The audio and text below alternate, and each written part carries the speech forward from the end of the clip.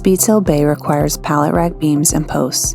Please reference your SpeedCell configuration drawing for the exact layout and quantities of parts and hardware. Your SpeedCell assembly kit includes the nuts, bolts, crossbeams, J-channels, hangers, and tech screws required to complete the build.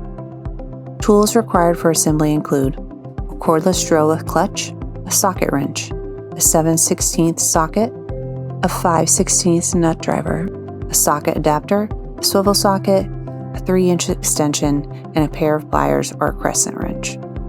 Start by bending both tabs on all J-channels to 90 degrees.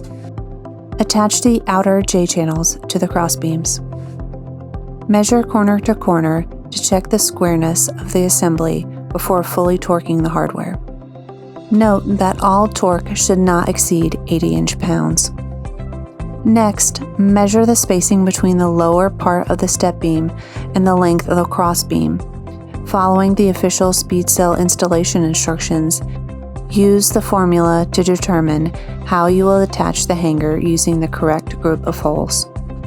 Install all hangers and fully torque the hardware on the rear row of hangers only. Remember, torque should not exceed 80 inch-pounds. Install the outer hardware in the front row of hangers and tilt the hangers inward. This will allow the steel set to clear the support beams and be placed into the racking.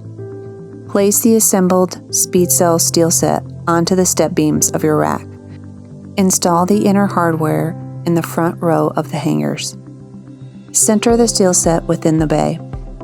Using one tech screw for each hanger, attach all hangers to the step beams using the most appropriate pilot hole provided.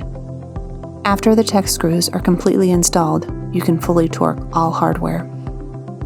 Attach the remaining J-channels. Now, you can drop your SpeedCell columns into the track notches, starting with the back row. Finish installing all remaining columns into the bay and ensure the black nylon webbing is straight on top of the SpeedCell columns.